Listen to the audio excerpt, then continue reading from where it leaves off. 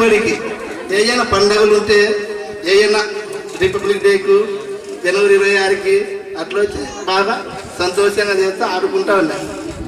ఇప్పుడు నా జీవితంలో నేను చదవకపోయినా నా పిల్లలు 4 పిల్లలు ఉన్నారు. పెద్ద పాప 10th క్లాస్ అయిపోయింది. మార్కులు అయితే మంచి మార్కులు వచ్చినాయి, 490 మార్కులు వచ్చినాయి. పిల్లలు 4 బాగా ఫస్ట్, 3 పిల్లలు స్కూల్లో ఫస్ట్ ఉన్నారు. నేను ఫస్ట్ కాదునే, నేనైతే వెనకలుండే నా పిల్లలు మాత్రం ఇప్పుడు బాగా స్కూల్లో ఫస్ట్ ఉండి బాగా మార్కులు చదువుకుంటా బాగున్నారు. నా స్కూల్లో నేనే ఎక్కువ చాలా అలర్ట్ చేసేవాడిని. గుర్తి స్కూల్లో ఏదన్నా ఒకరోజు కృష్ణారావు సార్ ఉన్నాడు, సోషల్ సార్. కృష్ణారావు సార్ ఉండి నాకు ఒక్కటే క్వశ్చన్ చెప్పారు, చదువుకునేటప్పుడు ఇంట్రెస్ట్ పెట్టి చదువురా, ఖచ్చితంగా నీకు చదువు వస్తానంటే నేను ఆ సార్ చెప్పినట్టే సోషల్ సబ్జెక్టు భూమి తన చుట్టూ తను తిరుగుతూ భూమి చుట్టూ తిరుగుతూ అనేది ఒక క్వశ్చన్ వచ్చింది. అది క్వశ్చన్లో వీళ్ళందరూ ఇంటెలిజెంట్లు అందరూ నన్ను ఎన్నోసార్లు ముక్కు చెప్పులు కొట్టినారు. అందరూ ముక్కు చెప్పులు కొట్టినలే, నన్ను బాగా చదువుకునే వాళ్ళందరూ బాగా అందరూ నన్ను ముక్కు చెప్పులు కొట్టినలే. నేను ఎవరిని కొట్టలేదు బా, ఎప్పుడు బా నాకేనుకొని నేను ఇటు అనుకుంటున్నా. ఒక్కరోజు కృష్ణ సార్ అదే క్వశ్చన్ అడిగినాడు, ఎవరు చెప్పలే, క్లాస్ మొత్తం లేచినాడు. అందరూ నేనే కొట్టినా. కసెంట్ తీసుకున్నాను సార్, లేడీస్ లేదు బాయ్స్ లేదు, అందరూ పెట్టేసిన, అందరినీ ఇంటికి అందరూ పెట్టేసిన నేను. అది నా మెమరీస్. బాగా నాకు నేను చదవకపోయినా నా పిల్లలు బాగా చదువుతారని సంతోషం ఉంది సార్. నా పిల్లలు అందరూ ఫస్టే సార్ క్లాస్.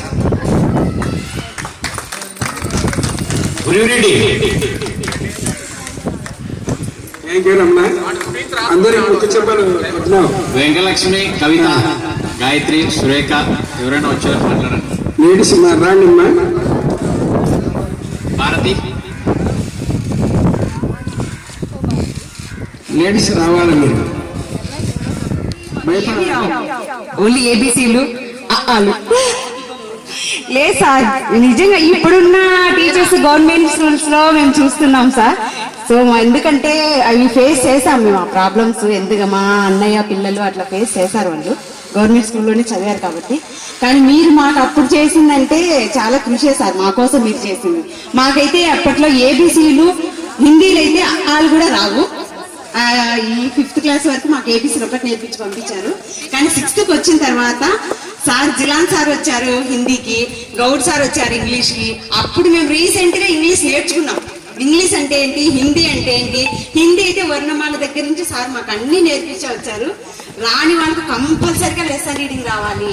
ఇంగ్లీష్ సార్ అయితేమి, హిందీ సార్ అయితేమి కంపల్సరీ ఇంగ్లీష్ కానీ హిందీ కానీ నేర్చుకోవాలమ్మా. మీరు ఫ్యూచర్ హృదయంలో ఉంటాడని ఆయన నాకు ఒక దేవుడు లాంటాడు. మేము చదువుకోవడానికి చాలా బీద పొజిషన్ అప్పుడు. కానీ మా నాయనకు చెప్పి, ఆచార్య ఇది కాదు దావా, మీ పిల్లలు చదివి ఎప్పుడు ఇదే వరకు ఇదే పనులు ఉంటాయి, కనీసం నువ్వు కొలతలు పెట్టుకోవడానికి కూడా ఒక అంకె అనేది మీ వాడికి గుర్తుండాలి అని గంగరా సార్ ఆ రోజు మా నాయనకు చెప్పి నచ్చజెప్పి, ఆ రోజు ఫీజులు కట్టే పొజిషన్లో కూడా కనీసం పిల్లోడు స్కూల్లో చేరాలంటే కనుక అప్పుడు 50 రూపాయలు ఉండింది, మినిమం 50 రూపాయలు. అటువంటి 50 రూపాయలు కూడా కట్టలేని పొజిషన్లో మా నాన్న ఉన్నాడు. కానీ ఇప్పుడు చదివించడానికి ఇక్కడ ఉన్న మదర్స్ కానీ ఫాదర్స్ కానీ వాళ్ళ పిల్లలకు కోట్లు ఆస్తుంది. చదివి ఇంట్రెస్ట్ పిల్లలకు లేదు. ఆ రోజు చదవాలనే నా పట్టుదల కూడా మధ్యలో మిస్ అయ్యిందనమాట. చదవాలని నాకు చాలా ఉండింది, కానీ మధ్యలో కొన్ని అవాంతర కార్యాల వల్ల నేను మానుకోవాల్సి వచ్చింది.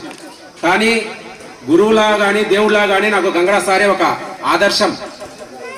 ఆయన లాంటి ఇక్కడ మరో ఎంతో గురువులు నన్ను తీర్చిదిద్దినారు. వాళ్ళు చెప్పిన చదువు అయితేనేమి, వాళ్ళు చెప్పిన ఇంగిత జ్ఞానం, వాళ్ళు చెప్పిన దాని వల్ల ప్రపంచంలో ఇలా ఉంటుంది, ఇలా జరుగుతుంది, ఇలా నేర్చుకోవాలి అని ఒక గుర్తింపు తీసుకొచ్చింది మాకు మా గురువులు. వాళ్ళందరికీ నాకు హృదయపూర్వక ధన్యవాదాలు. అలాగే ఇప్పుడు సార్ వాళ్ళు చెప్పినారు, ఇక్కడ మనతో చదువుకున్న తోటి విద్యార్థులు కూడా చెప్పినారు, సార్ వాళ్ళు కొడుతున్నారమ్మా, మేము ఇంటికి వచ్చి మీ పిల్లలు వచ్చి మీకు కంప్లైంట్ చేస్తున్నారు, సార్ వాళ్ళు కొడుతున్నారు, టీచర్లు కొడుతున్నారు అని. ఎప్పుడైతే గురువు కొడతాడో, ఎప్పుడైతే ఒక టీచర్ ఒక పిల్లవాడిని కొడతాడో, వాడు ఆ రోజు టీచర్ క్రమశిక్షణగా ఉంటాడు. ఆ రోజు గురువు కొట్టకపోతే మళ్ళీ జీవితం అంతా మన దెబ్బ కొడుతూనే ఉంటుంది జీవితం. దానికి నిదర్శనం నేనే. ఆ రోజు గురువు కొట్టాడని గురువుని ఎన్నో తిట్టింటా నేను, కానీ నాకు ఇప్పుడు తగిలిన ఎన్ని పోట్లు అయితే కనుక చెప్పలేనని జరిగినాయి. బహుశా మీకు జరిగింటే చెప్పుకోలేక దాచిపెట్టుకుంటున్నారు, కానీ నాకు జరిగినాయి. అదే ఆ రోజు నేను చదువుకొని మంచి పొజిషన్లో ఉంటే కనుక ఈరోజు నేను కూడా మంచిగానే ఉంటూ, కానీ అలాంటివి జరిగినాయి. గురువు కొట్టినాడనో తిట్టినాడనో ఏవో మనసులో పెట్టుకొని స్కూల్లో ఎగరగొట్టే వాళ్ళు చాలా మంది నేను, కానీ ఇప్పుడు కూడా అట్లాంటి జరుగుతున్నాయి. గురువు కొట్టాడనో తిట్టాడనో స్కూల్ మానుకుంటే ఎప్పుడూ ప్రయోజకుడు కాడు. దున్నేటప్పుడు నేల తల్లి బాధపడితే నేల తల్లి కడుపున బంగారం పండదు. గురువు కొట్టాడనో తిట్టాడనో మానుకుంటే మన పిల్లలు ఎప్పటికీ ప్రయోజకులు కాడు. మీరు మీ పిల్లలకు ఇంకొకటి కూడా తప్పు పని చేస్తున్నారు. వాడు వచ్చినప్పుడల్లా ఏడ్చినప్పుడల్లా మొబైల్ ఇచ్చి, మొబైల్ ఇవ్వండి. మంచి మంచి సందేశాలు చూపించడానికి, మంచి మంచి విషయాలు చెప్పడానికి మొబైల్ ఇవ్వండి. పిచ్చి పిచ్చి చూసి ఆ మొబైల్ వల్ల కూడా మీ పిల్లలు చాలా చెడిపోతున్నారు, గుర్తించుకోండి. ఎందుకంటే సొసైటీ ఇప్పుడు మన చుట్టూ గూగుల్ తిరుగుతుంది అనుకుంటున్నాం, కానీ గూగుల్ వల్ల మన పిల్లలు చెడిపోతున్నారు, గుర్తుపెట్టుకోండి. కానీ ఈరోజు ఇంతటి ఈ పండగ వాతావరణం ఇక్కడ జరుగుతుందంటే దానికి కారణం మెయిన్ రీజన్ వచ్చేసి కుమారి, వీరమోహను, ఇంకా గంగాదేవి తన వీళ్ళందరూ ఒక గట్టుగెదర పార్టీ పెట్టాలా, మనం ఒక పొజిషన్లో ఉండాలా, మనం కూడా ఉండము అనే గుర్తింపు తెచ్చినందుకు వాళ్ళకు కూడా నా హృదయపూర్వక ధన్యవాదాలు. ఒకవేళ తెలిసి తెలియని ఏదైనా తప్పు మాట్లాడితే కనుక క్షమించమని మా తోటి విద్యార్థులను ఉపాధ్యాయులను కోరుకుంటున్నా. ధన్యవాదాలు. తప్పులు ఇప్పుడు ఏం లేవు, అంతా మనమే కాబట్టి మన మధ్యలో మనమే మాట్లాడుకున్నాం. థ్యాంక్ యూ వెరీ మచ్ ఆచార్య గారు. మీ యొక్క అభిప్రాయం, మీ యొక్క బాధను మాతో షేర్ చేసుకోవడం చాలా సంతోషం. మొబైల్ గురించి చనిపోయే పిల్లలు చాలా మంది ఉన్నారు. తల్లిదండ్రులు అది గుర్తు పెట్టుకొని నడుచుకుంటే బాగుంటుంది. Okay, thank you very much. Next ఎవరైనా ఉంటే అమ్మాయిలు వచ్చి మాట్లాడవలసిందిగా కోరుతున్నాను. వరలక్ష్మి మాకు ఇన్స్టిట్యూషన్ తీసుకొని మా ఫిజిక్స్ అయితే మ్యాథ్స్ అయితే అంతా నేర్పించుకుంటూ వచ్చారు సార్. 10th క్లాస్ వరకు.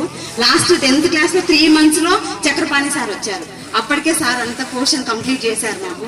సో ఏ లోటు లేకోకుండా చంద్రాయుడు సార్ అయితే మాకు హెచ్ఎం సార్గా ఉండి అన్ని సబ్జెక్టులు కంటిన్యూ చేసుకోవాలి మీరు కంపల్సరీగా అని సత్యనారాయణ సార్ ఉన్నారు. సత్యనారాయణ సార్ కూడా తెలుగు అయితే సార్ సోషల్ అయితే ఇంగ్లీష్ అయితే అన్ని ఆయన్ని కంటిన్యూ చేశారు, అక్కడ ఎక్కడ స్టాప్ కాకోకుండా. అలాగే సుబ్బరాయుడు సారు సార్ వస్తున్నారంటే కంపల్సరీగా అందరు బుక్స్ క్లోజ్ చేసుకొని కూర్చుంటాము. సార్ ఏదైనా టాపిక్ వచ్చేసి బోర్డు మీద ఎంటర్ చేస్తారు. ఎంటర్ చేసి మొత్తం ఆ టాపిక్ గురించి అన్ని మాకు కళ్ళకు కట్టినట్టు అవి టెక్స్ట్ బుక్ లో ఎలా ఉన్నాయో అలా అర్థమయ్యేట్టుగా చెప్పేవారు సార్ కూడా చాలా బాగా చెప్పారు మాకు. అలాగే ఒకసారి నేను అనుకోకుండా సార్ వాళ్ళ ఇంటికి వెళ్ళాను, గౌడ్ సార్ వాళ్ళ ఇంటికి. సార్ గేట్ దగ్గర నుంచే ఎద్దుల వెంకటలక్ష్మి బాగున్నావా అని అన్నారు. సార్ నన్ను అంత బాగా గుర్తు పెట్టుకున్నారంటే మనం అందరం సార్ వాళ్ళ హృదయాల్లో ఎంతగా నిలిచిపోయామో అర్థమైంది. అప్పుడే చాలా హ్యాపీగా అనిపించింది. ఈ అవకాశం ఇచ్చినందుకు చాలా thanks sir. Thank you madam. Venkatalakshmi, మేమందరం గురువులము. మా యొక్క విద్యార్థులంతా నువ్వు కూడా గురువు అయినా చాలా సంతోషం. గురువు యొక్క బోధనలు, ఆ లక్ష్యాలు అవన్నీ కూడా మీ పిల్లలకు, నువ్వు చదివే క్లాసులు మీ పిల్లలకు అందరికీ కూడా బాగా చెప్తావు. Thank you very much.